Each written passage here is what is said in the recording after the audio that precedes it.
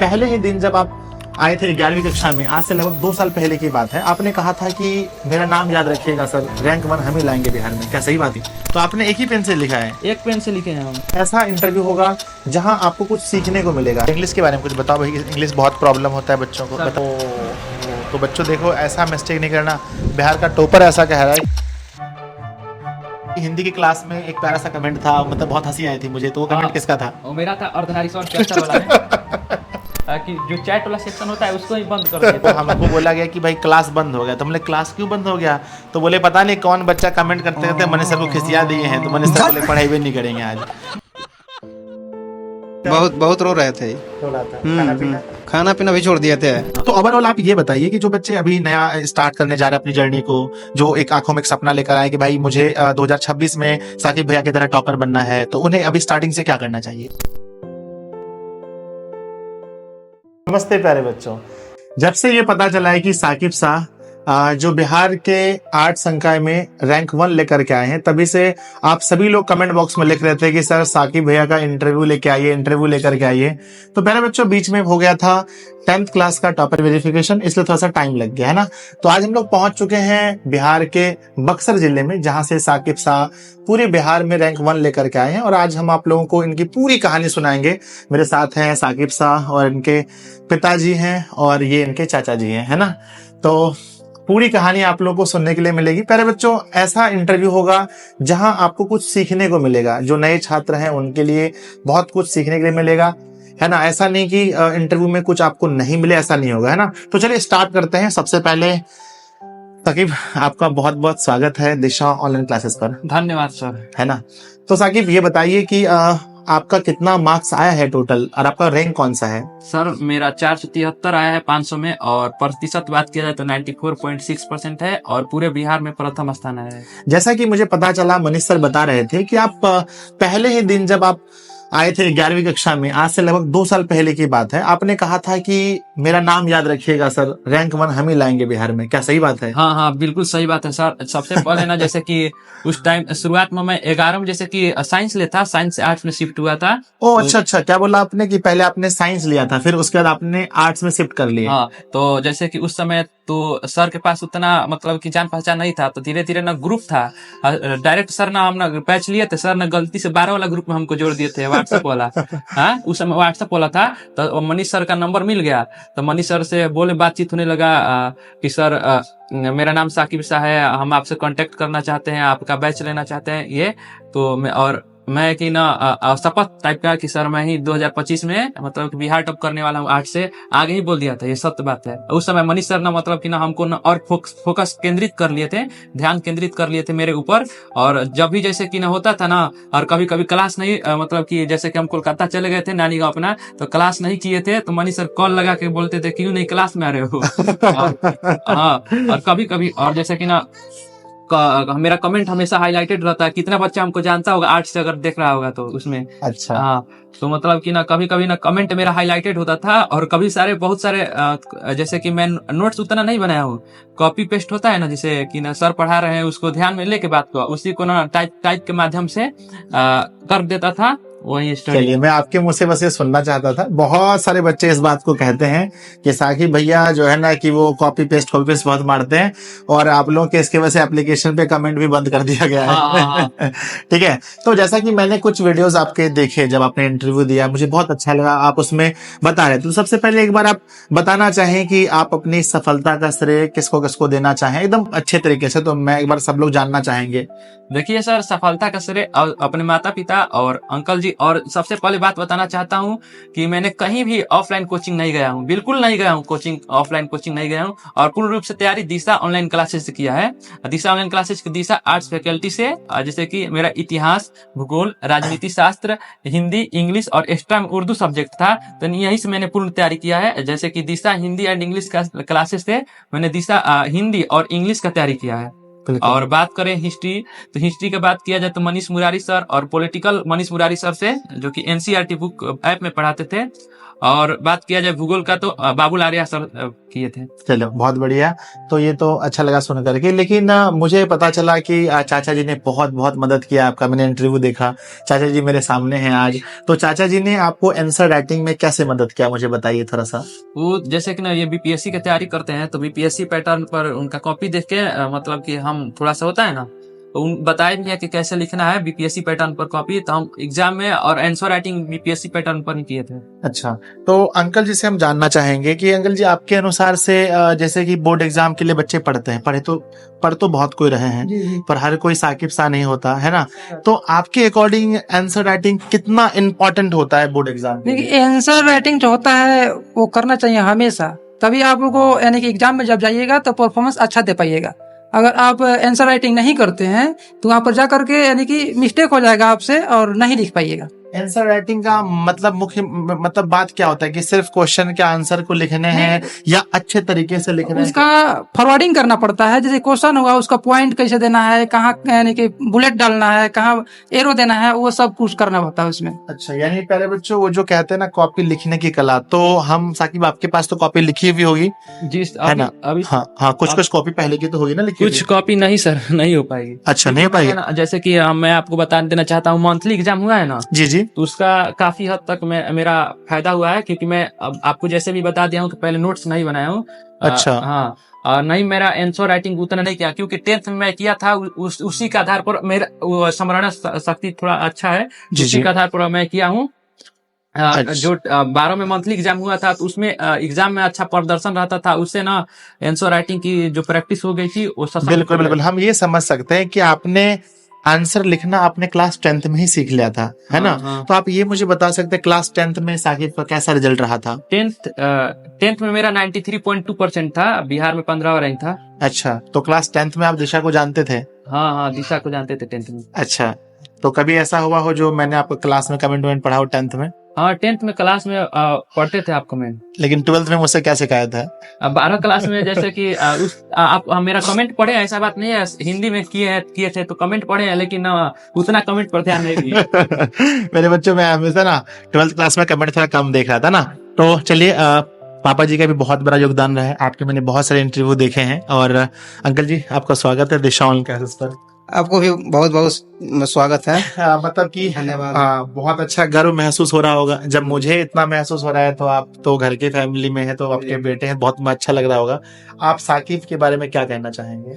साकिब के बारे में यह है कि ये शुरू से ही जो है ना बहुत पढ़ने में तेज था। इसको जो है हम गाइडलाइन किए हैं कि मोटिवेशन किए हैं कि इस तरह से करना चाहिए, इस तरह से करना चाहिए, ताकि जो है ना अच्छा से जो है तुम भविष्य में कर सकते हो।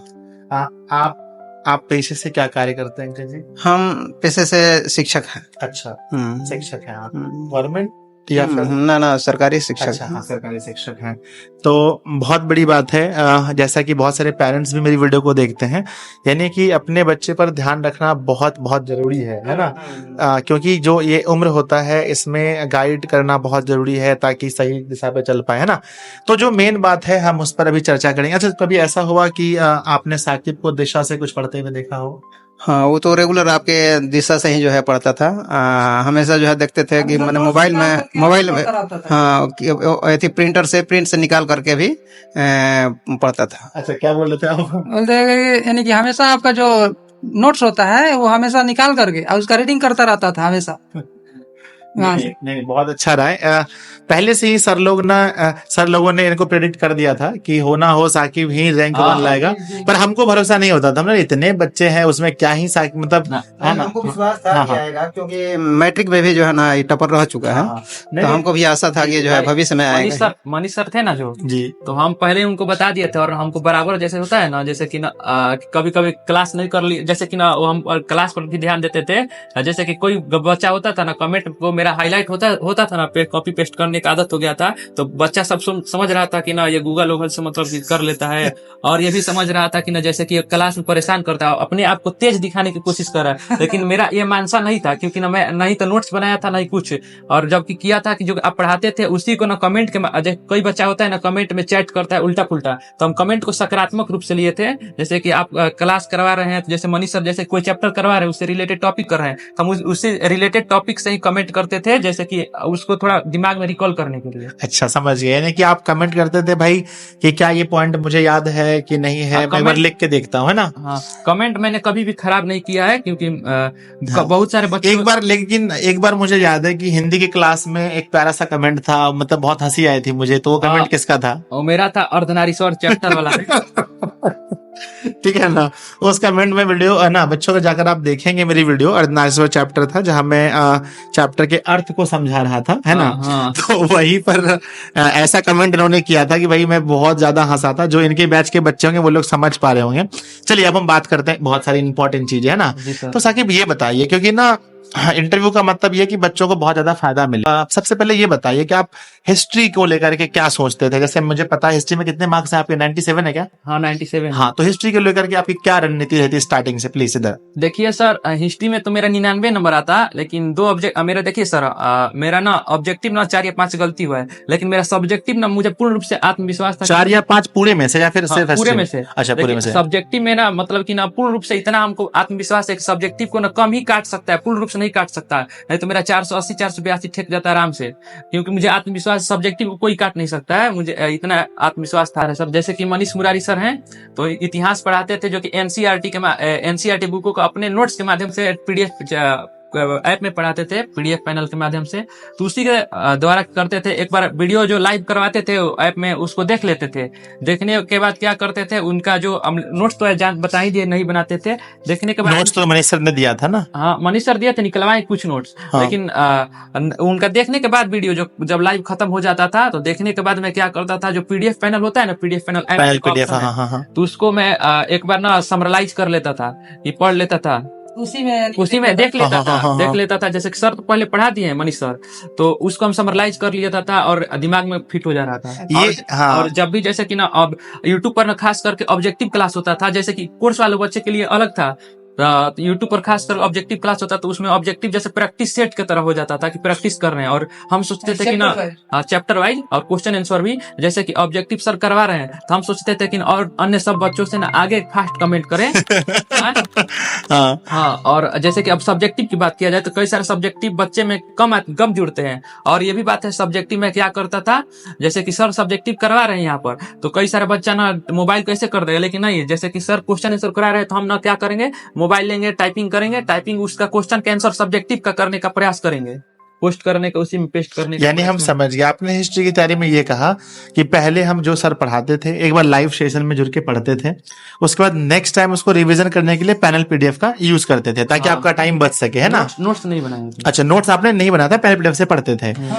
तो हाँ, ये हो गया, ये तो हिस्ट्री के लिए आपने प्लान बताया। ये सेम स्ट्रेटजी आप पॉलिटी में भी अपनाते थे? सेम पॉलिटी में बाबुल सर मनीष सर, हाँ। और ये वाला ज्योग्राफी में आपकी स्ट्रेटजी क्या थी?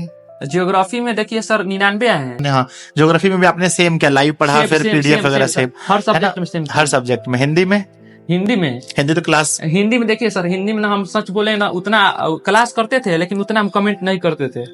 नहीं, मतलब कैसे आपने हिंदी की तैयारी कैसे की, ये बताओ। हिंदी की तैयारी, हिंदी का जैसे कि ना आपका वीडियो है ना सब, हाँ, वो सब देख लिया था। हाँ, देखने के बाद क्या किया था, क्वेश्चन आंसर, वो सब तो कहानी है, कहानी पढ़ने के बाद अपने से बना क्वेश्चन आंसर लिखा जाता है। बस यही बच्चों मैं कहना चाहता हूँ कि लैंग्वेज पेपर में क्या होता है कि आप उसको बहुत अच्छे से समझ लीजिए और फिर आप अपना आंसर खुद से लिखिए, है ना। बहुत रटना कोई जरूरी नहीं है। नहीं। और इंग्लिश के बारे में कुछ बताओ भाई, इंग्लिश बहुत प्रॉब्लम होता है बच्चों को, बताओ। इंग्लिश में मेरा ना, हम देखे थे वेरिफिकेशन में गए थे, तो अपना पहले मार्क्स बता देते हैं।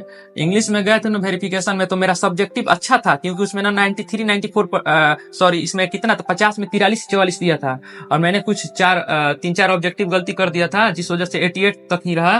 तो इंग्लिश में मेरा सब्जेक्टिव अच्छा था, लेकिन ऑब्जेक्टिव में गलती कर दिया था, क्योंकि ना ऑब्जेक्टिव में ना ज्यादा क्वेश्चन अटेम्प्ट कर लिया था, तो आगे का ही गलती हो गया था। ओह, तो बच्चों देखो, ऐसा मिस्टेक नहीं करना।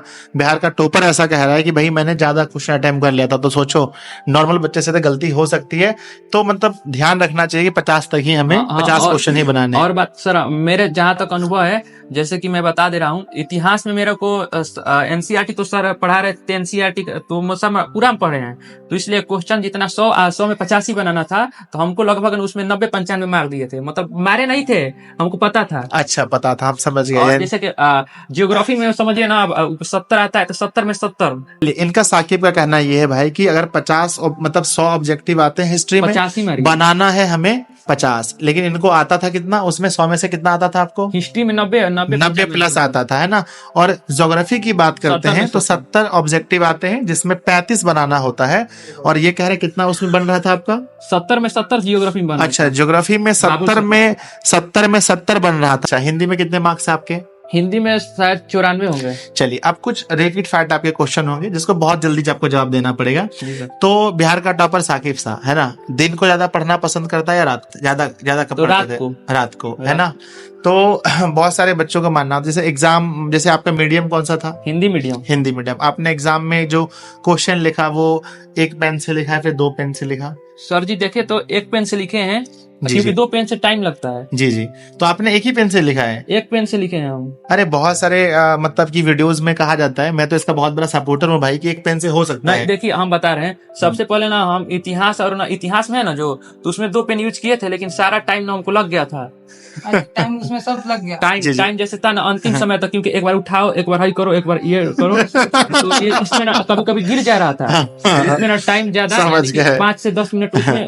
तो आपने मतलब ऐसे बताओ, आपने कितने पेपर में 2 पेन का यूज किया? देखिए हाँ। सबसे पहले पॉलिटी की पूरा हमको समय खपत हो गया, हाँ। पॉलिटी और शायद हिस्ट्री, बस। और बस उसके 2। उसके बाद नहीं यानी कि देखो भाई, टॉपर कह रहा है कि मैंने सिर्फ और सिर्फ 2 विषय में 2 पेन का यूज किया, बाकी 3 विषय किसी एक पेन से हमने टाइम लिखा का है। खपत होता है, क्योंकि ना पेन मान के ये रख रहे हैं, फिर ये उठा रहे हैं, फिर ये रख रहे समझ हैं, फिर ये उठा रहे हैं। अगर हाँ, जो हाँ। बच्चा ये सब का अगर ये जल्दीबाजी मतलब करना सीख गया, यानी उसका हैबिट है, तब वही बच्चा हाँ। उसका प्रयोग करने, तो समझ उसका गए। समय का बहुत खपत होगा। समझ लीजिए, टॉपर का ये कहना भाई, अगर आपने प्रैक्टिस नहीं किया है पहले, तो एक पेन रखोगे, और दिमाग में यही चलेगा भाई कहाँ पर ब्लैक गलती यूज भी हो करना है और कहाँ ब्लू यूज अब करना है। हाँ। माइंड में पहले ही अवधारणा हो जाएगा कि ना ब्लैक ब्लू यूज करना है, तो ऑब्जेक्टिव भी ना ब्लैक ब्लू कर दो तो पूरा मामला खत्म।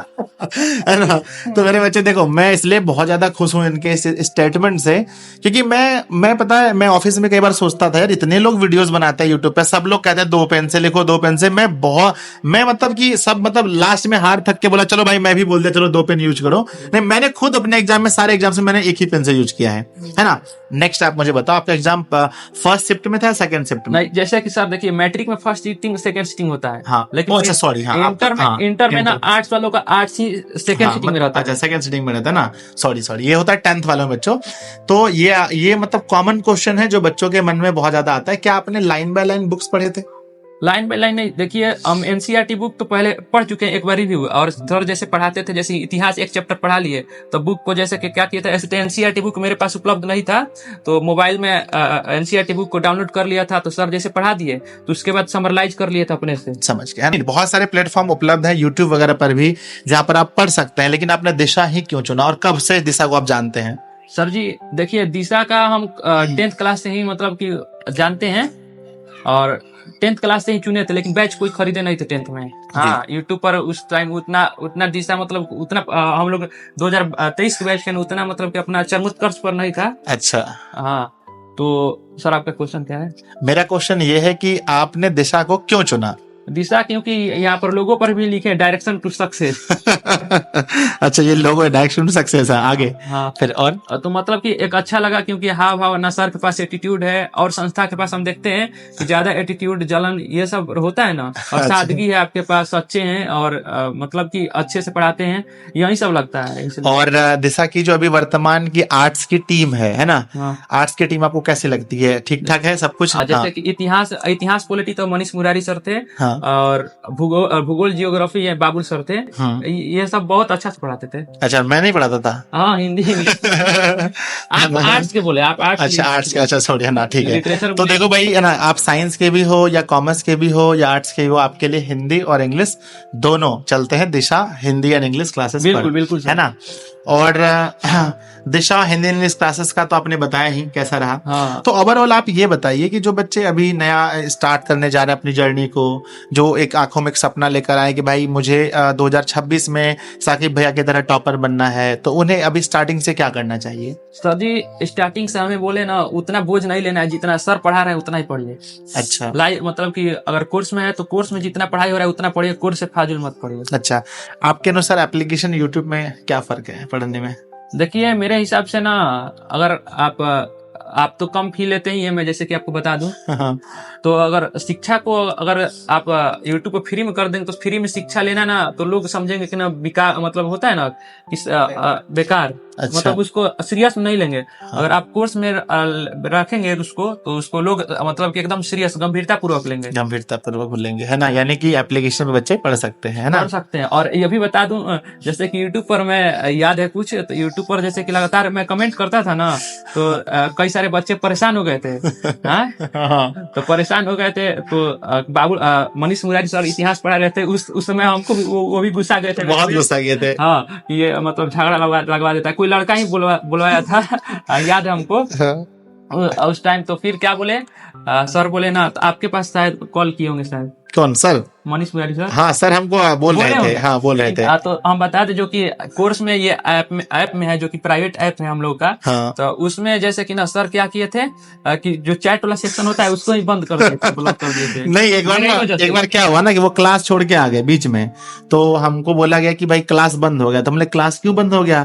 तो बोले पता नहीं कौन बच्चा कमेंट करते करते मनीष सर को खिसिया दिए हैं, तो मनीष सर बोले पढ़ाई भी नहीं करेंगे आज, ठीक है ना। उसके बाद से जो है ना, उसके बाद जो है ना चैट सेक्शन, चलो कोई नहीं, बच्चों टापस बहुत नटखट वगैरह होते भी है ना। तो कुछ और भी सवाल है, जैसे कि आप सोशल मीडिया वगैरह यूज करते हो? हाँ सर, इंस्टाग्राम यूज करते हैं। मतलब कि थोड़ा बहुत देखिए हर चीज का दो पहलू होता है, सकारात्मक नकारात्मक। बिल्कुल बिल्कुल। तो सकारात्मक आपको फॉलो भी किए होंगे इंस्टाग्राम पे।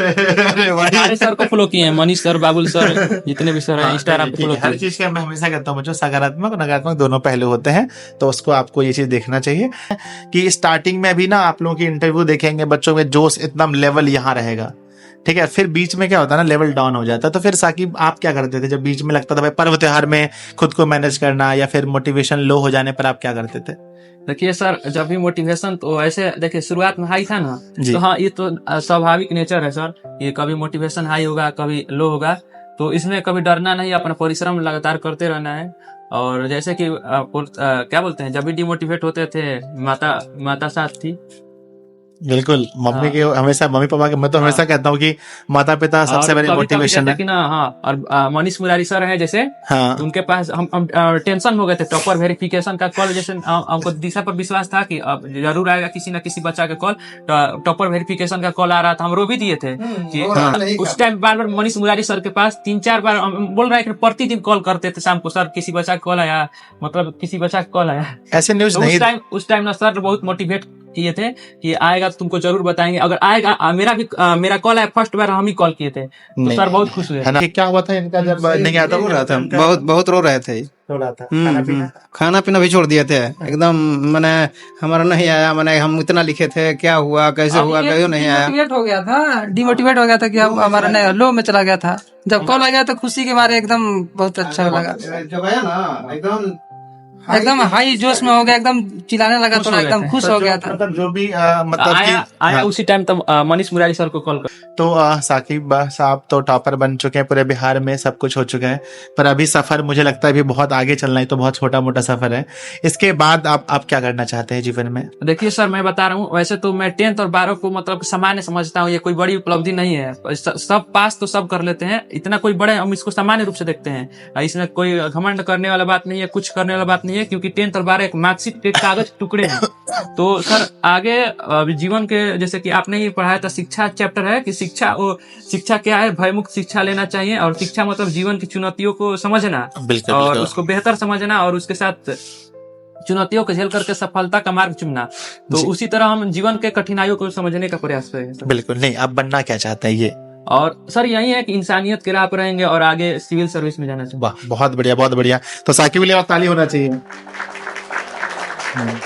बहुत बहुत अच्छा इंटरव्यू रहा। तो ये और सर जी, हम एक बात बोलना चाहते हैं। जी जी। जैसे कि कई सारे अगर आर्ट्स से होंगे मेरे बैच के तो कई सारे लोग जानते होंगे, क्योंकि हम बराबर कमेंट करते रहते थे। अगर उनका कभी मार्क्स मतलब कि मार्क्स अपने संतुष्ट नहीं है तो मार्क्स के उतना जितना मिला है उतना में संतुष्ट रहिए और आगे का प्रयास कीजिए। मार्क्स आपका कुछ नहीं है, बस 2 दिन का खुशी है, उसके बाद समाप्त हो जाएगा। अब आगे मार्क्स का कोई वैल्यू ही नहीं है। अब अपना आगे का जो भविष्य है उसको सोचिए। चलो बहुत बढ़िया बात बोला है ना भाई ने, आप लोगों को मोटिवेट भी किया है ना कि भाई मार्कशीट बहुत ज्यादा है ना इम्पोर्टेंट है, पर वो नहीं कि आपका पूरा जीवन अगर कम मार्क्स आया तो यहीं पर रुक जाएगा, ऐसा कुछ भी नहीं है। ठीक है, तो इतना अच्छे से इंटरव्यू देने के लिए और आपके उज्जवल भविष्य की हम कामना करते हैं। भगवान जी करे आप सिविल सेवा जो मतलब परीक्षा उत्तीर्ण करें और अपने पिताजी को गौरवान्वित महसूस करें।